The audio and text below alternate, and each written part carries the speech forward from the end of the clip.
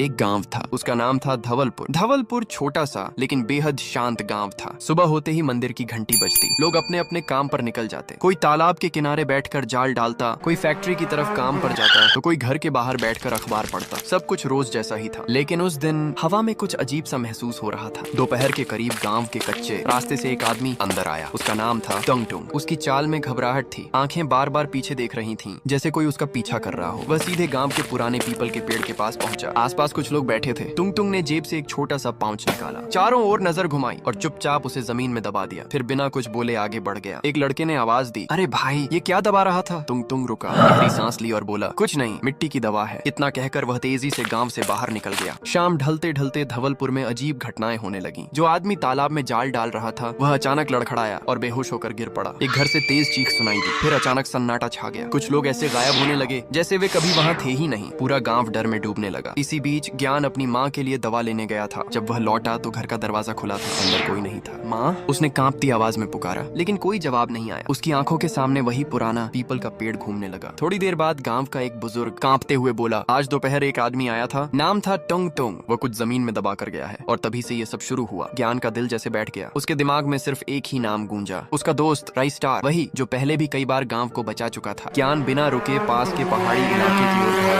वहीं एक चट्टान के पास राई स्टार खड़ा था। भाई, धवलपुर खत्म हो रहा है। ज्ञान ने टूटी हुई आवाज में कहा। राई स्टार की आंखें सख्त हो गईं। किसकी वजह से?